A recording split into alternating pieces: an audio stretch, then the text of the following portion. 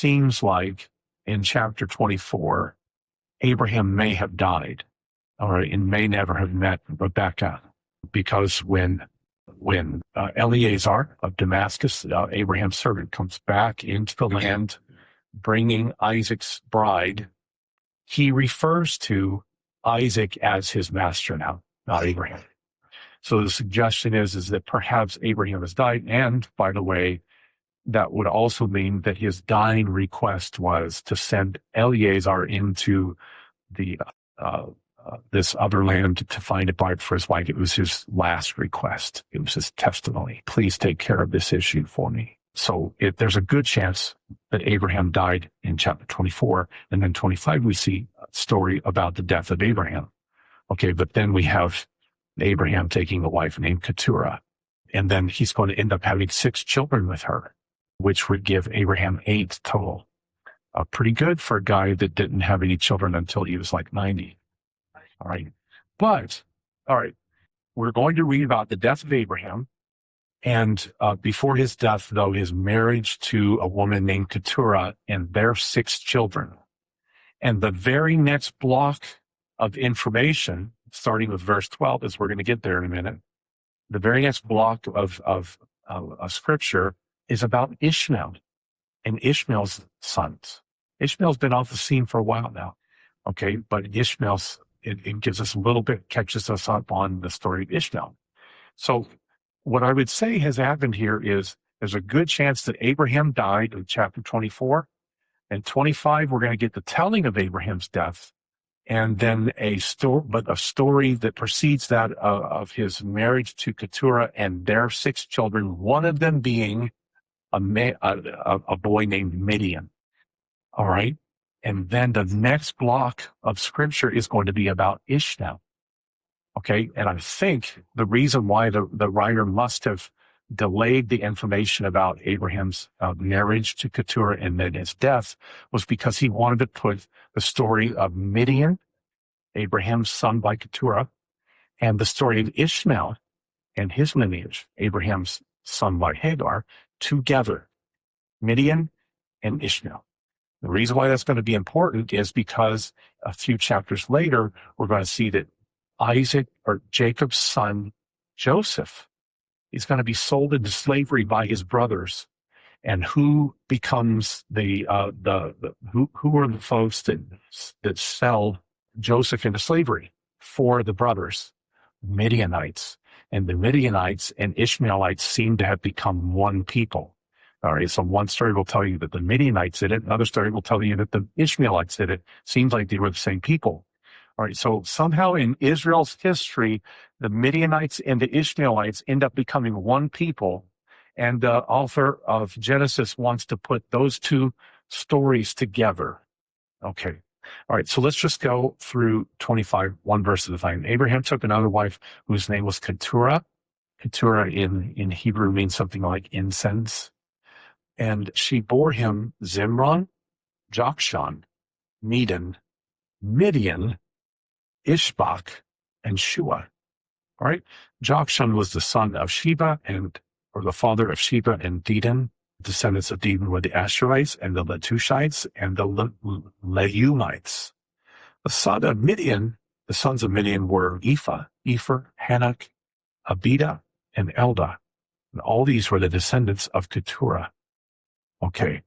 The one name that you should remember out of all of that is Midian. It's going to be important again because the Midianites are going to become traders in spice, and they're going to have constant interactions with the children of Israel throughout the Old Testament. In fact, the Midianites and the Ishmaelites are going to be oftentimes antagonists, difficult for the Israelites. They're going to become at times enemies and at best kind of cagey neutrals. Okay. So, but Moses is going to marry a Midianite. Okay. In the book of Exodus, he marries Zipporah, and Zipporah is of the Midianites. Okay. So again, the book of Genesis is laying all of these threads and strands that will be picked up and tied up nicely later on. But you have to pay attention to these. You'll go through genealogies at times and you'll be like, why am I reading this? The Asherites, the Midianites, There's nothing else in the Bible about some of these names. But every now and then there will be a name in that tucked away in a genealogy that will end up being important later on. Okay. Abraham, verse 5, left everything he owned to Isaac. Everything he owned to Isaac. Okay. Who was his firstborn? Abraham's firstborn. It was Ishmael, right? But the firstborn didn't get everything. The secondborn did, which is a pattern that ends up becoming, or which is an occurrence that ends up becoming a pattern throughout Scripture.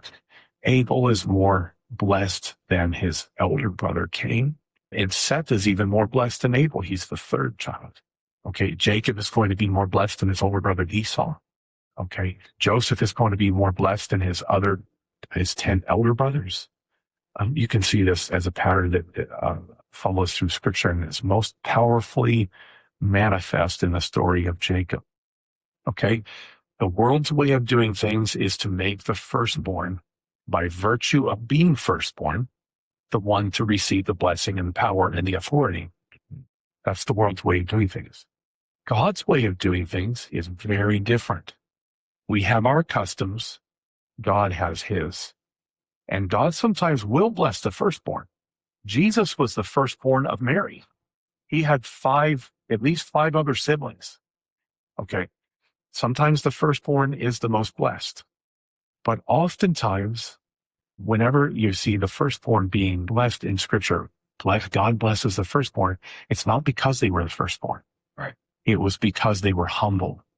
And they knew they needed God's blessing. They knew they wanted to participate in God's promises. They knew that the virtue of their birth did not entitle them to God's blessing.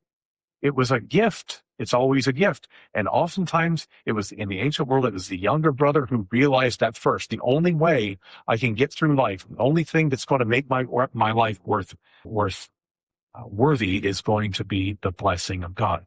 The oldest son tended to sit back on his laurels and feel entitled. The younger son tended to say, well, what crumbs are going to fall from the table? And then grasped at those. Okay. So Abraham left everything he owned to Isaac, not Ishmael, to Isaac. But while he was still living, Abraham was still living, he gave gifts to the sons of his concubines and sent them away from his son Isaac to the land of the east. All right. So Abraham is generous to his other sons. His 7 other sons, he blesses them, but they do not receive the birthright. The birthright, it's probably intuitive to everybody in here, but just let me explain it in case it's not. In biblical terminology, the birthright in biblical times refers to the son who receives the authority of the father. He becomes the next head of the household. He's in charge of everybody. All right. He's basically king and pope, emperor of the family. He owns everything and he can dole out things to his younger brothers as he pleases. Okay. That's in biblical times what the birthright meant. Abraham gives everything he has to Isaac. He gives him the birthright. Okay. But in the biblical story, it's not about material possessions. The birthright that's special that you receive from Abraham is the promise of the Messiah, the promise of salvation, the promise of redemption, the promise that a Messiah is going to come through this line. Okay. So that's what Abraham was giving to Isaac, not to Ishmael, not to Midian, none of those other sons. To Isaac, the child that was born, the only child that was born to barren Sarah. Okay. One more thing along these lines. Why is there this pattern of the barren one receiving a child? Okay. This keeps on happening in Genesis. The reason why it seems to be, again, just like the birthright issue, man has his way of doing things. He has his customs, and by virtue of birth, you get everything. That's the world's way of doing things. But God doesn't do things that way. He gives the gift, the promise, to the one that's humble. Okay.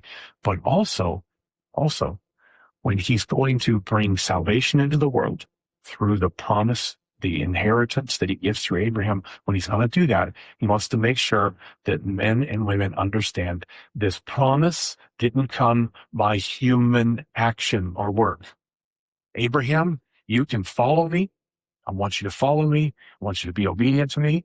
But it's not going to be any of that that makes the promise come to pass. It's going to be me.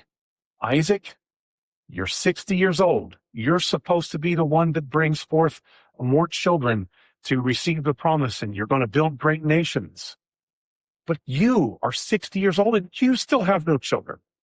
Isaac, you can't make this promise come to pass. God is going to do it.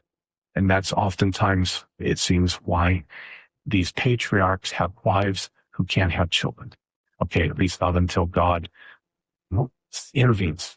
Okay, all right. So Abraham left everything that he owned to Isaac, but while he was still living, he gave gifts to the sons of his concubines and sent them away from his son Isaac to the land of the east. Okay, so they weren't raised in Canaan. They were raised in what is today Jordan.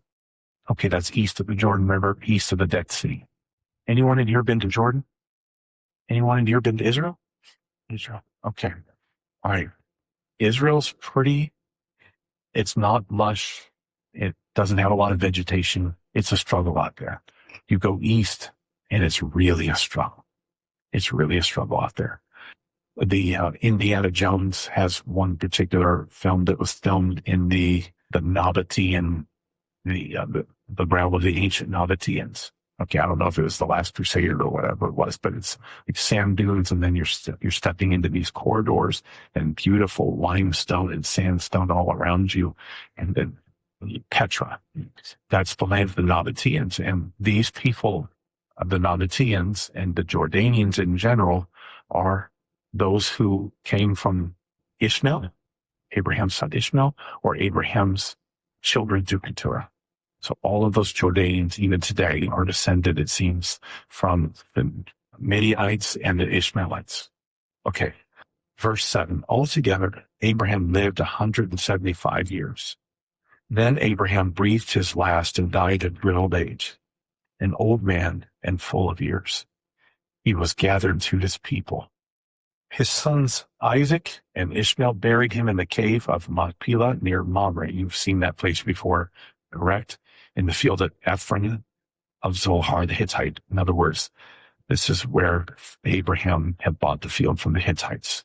So he was buried there with his wife Sarah. And after Abraham's death, God blessed his son Isaac, who then lived near Beer Lahai Roi. Okay, now we get this historical note about Abraham's son Ishmael. Remember, he was promised that he was going to be the father of nations too, Ishmael. All right, this is the account of Abraham's son Ishmael, whom Sarah's maidservant Hagar the Egyptian bore to Abraham. These are the names of the sons of Ishmael, listed in the order of their birth. Nebaioth, the firstborn of Ishmael, Kedar, Abdiel, Mibsam, Mishma, Duma, Massa, Hadad, Tema, Jetur, Nephish, Kedemah. These were the sons of Ishmael. These are the names of the 12 tribal rulers according to their settlements and camps. So Abraham has 12 grandsons through Ishmael. Altogether, oh, by the way, that matches Jacob, right? He has 12 sons also. So Ishmael and Jacob have 12. All right. He breathed, altogether, Ishmael lived 137 years. Oh, we missed something. Who was there to bury Abraham? Ishmael. He was hundreds of miles away. We had word that his father died, and the last time they had seen each other, he was kicking him out and left for dead. So Ishmael died at how long was he? He was 137 years old when he died. So for more than 120 years, he had been estranged from his father Abraham. The years that he dies, and makes a journey, come back, and he very tenderly buries his father near the grave of Sarah, who was the one who kicked him out. She was entirely responsible for the whole thing, for all the animosity. Okay, that's why I say had to be some tenderness there. Okay, These were the sons of Ishmael, and these are the names of the 12 tribal rulers according to their settlements and camps. Altogether, Ishmael lived 137 years. He breathed his last and died, and he was gathered to his people. His descendants settled in the area of Havilah to Shur, near the border of Egypt, as you go towards Ashur, and they lived in hostility toward all their brothers. Remember what was said, what was prophesied about Ishmael? What did the angels say? He'll be against everybody. He's going to be somebody who seeks conflict. And the angel calls him a wild donkey of a man. This ends up being worn out by history. Lots of conflict. These are never necessarily terrible, evil, wicked people, but antagonists nevertheless. Okay. All right. Now we come to the crux of this chapter, verse 19. This is the account of Abraham's son Isaac. Abraham became the father of Isaac, and Isaac was 40 years old when he married Rebekah, daughter of Bethuel, the Aramean from Padan Aram, and the sister of Laban the Aramean. Aramean, whenever you see the word Aramean in Scripture, that is just the ancient Hebrew word for Syrian. Okay, so it's from Syria. All right, so that means that Rebekah, Isaac's wife, is Syrian. And then you'll see in Deuteronomy chapter 26, you'll notice that the Israelites call themselves Arameans or descended from Arameans. Okay. These are the names of the sons. Oh, wait, I'm sorry. Abraham became the father of Isaac. Isaac was 40 years old when he married Rebekah. Verse 21, Isaac prayed to the Lord, capital L-O-R-D. Remember, this is the covenant name of God. This is the name you call out upon. He saves, he delivers, and he intervenes. Isaac prayed to the I Am. That's the meaning of the covenant name. Isaac prayed to the I Am on behalf of his wife because she was barren. All right. In Abraham's life, we get 6 chapters drawn out. Sarah's barren. And then here it's one sentence. Isaac prayed to the Lord on behalf of his wife because she was barren. The I Am answered his prayer, and his wife Rebekah became pregnant. Oh, and by the way, the prayer was really potent because she has twins. Yeah. All right. Verse 22, the babies jostled with each other within her. And she said, oh, she didn't ask, why am I, barren? We don't get to hear her complain until she's pregnant. And then this constant warfare within her. At the time, she hasn't known that she's having twins. She just feels war happening inside of her. So she went to inquire of the Lord. This troubled her enough that she needed to go seek out a prophet or an oracle. And I don't know who the prophet was. He's going to prophesy here in a second. And this is the prophecy. This is why some people think Shem is still alive. No, son Shem might still be alive. Here's the prophecy. The Lord said to her, this is usually the way the prophets speak, thus saith the Lord, 2 nations are in your womb, and 2 peoples from within you will be separated. 1 people will be stronger than the other, and the older will serve the younger. Okay? 2 nations are in your womb. I love that picture image. Not 2 babies are in your womb, 2 nations. If you have a single child, you have a nation. Think about this from a pro-life perspective. If you take a baby, abort a baby, you abort a nation. You have nations in your womb. We throw around the term genocide a lot today. Anytime one nation goes to war against another nation, it's called somebody's going to call it genocide. But there are actual genocides happening all the time. There are 2 nations in your womb. 2 people from within you will be separated. 1 people will be stronger than the other. The older will serve the younger. Okay? So imagine hearing that. You're Rebekah, you heard that. The older will serve the younger. When the time came for her to give birth, there were twin boys in her womb. Okay? She discovers that. I don't know at what point she discovers that. Maybe it's at birth. The first to come out was red, and his whole body was like a hairy garment. So they named him Esau. Okay, a little bit of wordplay right there. The name Esau is somehow related to the word red in Hebrew and hairy. Okay, but when the baby comes out, it's either he's all red, which doesn't make sense because babies usually are red or discolored. It seems like it's referring to he's covered in red hair. Now, in the ancient Middle East, having red hair was not a good sign. A couple of examples of this. One example I can think of right now off the top of my head. In the Middle Ages, whenever a Christmas play was put on in the Middle Ages in Europe, the character that played Herod, King Herod, was always depicted with red curly hair. That's the origin of the clown, by the way. Red curly hair. He would come out on stage with bright red curly hair and big, huge floppy shoes and balloon pants and a painted smile. That was ancient Herod. There had been this tradition that something's wrong with you if you have red hair in the Middle East. And also, if you were left-handed, that was a problem. Okay, that meant something might be wrong with you too. So if you're redheaded and you are left-handed, no rhyme or reason. That was just the way things were. But anyway, this mention of him being covered in red hair might be a signal of some kind that he's going to be trouble of some kind. Okay, and the funny thing is he turns out not to be trouble. He's the calmest, most level-headed person in most of the Genesis stories. Okay, I really understand that. So if you're an ancient reader, you might be tempted to think Esau's going to be this kind of bad guy. He turns out not to be a bad guy. The red of his hair ends up actually signaling, though, a later event in his life. We're going to come to that. And it has to do with him selling his birthright. Hold on to that thought for a moment. Okay. They named him Esau. After this, his brother came out with his hand grasping Esau's heel. So he was named Jacob.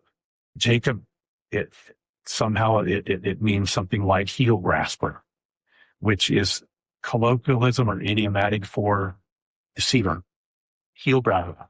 Okay, so if you're watching a football game and players running down the sidelines with a football, he's going to score a touchdown. There's going to be some defender that's going to fly in, won't be able to tackle him, but he can at least swipe at his heels, try to trick him up. A heel grabber, somebody who tries to grab onto you and keep your forward progress from having forward progress, a heel grabber. Okay, Jacob is personified, the heel grabber, somebody who's born from behind with none of the advantages, but he's going to always look for other people's advantages and trick them up. He's going to be a deceiver of some kind, a supplanter. Okay, now, who else in the Bible that we've read so far seems to be a heel grabber, is mentioned specifically in terms of a heel? Say that? Okay, sir. Serpent, explain. Genesis 3, I will bruise your heel. And yes. Yes. So the seed of Eve, we're told, God tells the serpent and Eve, your seed is going to crush the serpent's head, and the serpent is going to grab or bruise the seed's heel. That's the first prophecy in the Bible. It's pointing someday to the Messiah, who's going to destroy Satan, but also Satan is going to have his day. Okay, so Satan is the last person we saw in Scripture that was associated with grabbing the heel. And now Jacob was going to end up being the one who receives the blessing, is associated with deceit, like the serpent in Genesis 3. Okay, but that's the beautiful thing about these stories that we're reading. Jacob's a bad guy. Esau's a much better man than he is in some ways.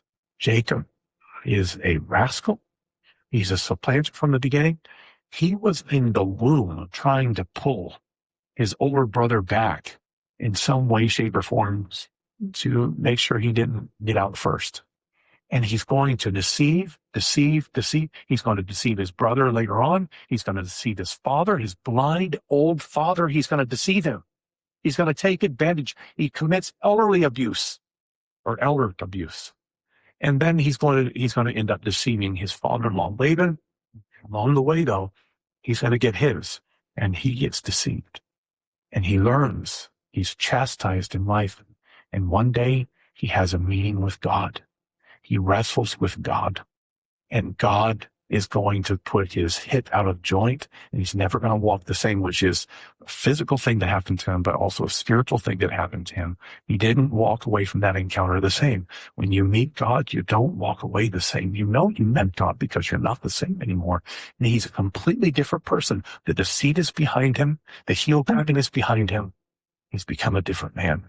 All right, so you see this wonderful character arc in Jacob. He goes from somebody who's associated with Satan to he has the name Israel, champion with God. Okay, after this, his brother came out, his hands grasping Esau's heel, so he was named Jacob. Isaac was 60 years old when Rebekah gave birth to them. The boys grew up, and Esau became a skillful hunter, a man of the open country, while Jacob was a quiet man, staying among the tents. Usually the dads are the ones who go out and take care of the livestock when they go hunting, and the mother stays in the tents. Right? So what we have here is we have Esau doing things that his father likes to do, or it's part of his father's world. And Jacob is more a part of his mother's world, staying back in the tents, and he's quieter.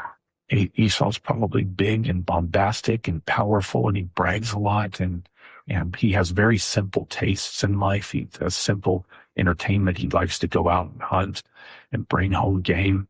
And Jacob, he stays at home, and his life is mostly an inner life. Nobody knows much about him. There's all kinds of things going on inside here that nobody knows about. Okay. And guess which one Isaac preferred? Isaac, who had a taste for wild game, verse 28 says, loved Esau, but Rebekah loved Jacob. Don't answer this question. Did you have favorites? Dad, mom? Favorites will cause problems later on, especially if it becomes obvious. And that's going to happen here. Were you the favorite? Anybody in here, you think you were the favorite? That's 5 of you. Okay. All right. Any middle children in here? All right. Anybody have a sibling who you knew was the favorite? These kinds of questions, they really kind of get at people's personality and explain a lot. One of the great things about my upbringing is, my brother John was the favorite, but we only knew that once we became adults, when we were in the house, and it wasn't horrible. We were never mistreated at that. Nothing ever happened at our expense. It was always something else, and something we joked about, but it never had it never made any substantial difference in the way we were treated. You're all treated really, really well. But, sometimes one of your children just has a little more of you in them, a little more that you find amenable, I guess, easier to get along with, maybe. Maybe that's just part of being human. Okay. But the difference in treatment had huge impact upon this family right here. Okay. So why did Isaac prefer Esau? Because he brought him food that he liked to eat. Okay. Now Isaac knew that the promised son was going to be the younger. He knew that because there was that prophecy. The elder shall serve the younger. So he already knows Esau's not the one to receive the birthright. He knows that, but yet he still prefers him. And Rebekah, she knows too that the younger is going to rule over the elder, and she seems to have this preference for Jacob. We might call him today Mama's boy. Once, when Jacob was cooking some stew, Esau came in from the open country, famished. He said to Jacob, quick, let me have some of that red stew.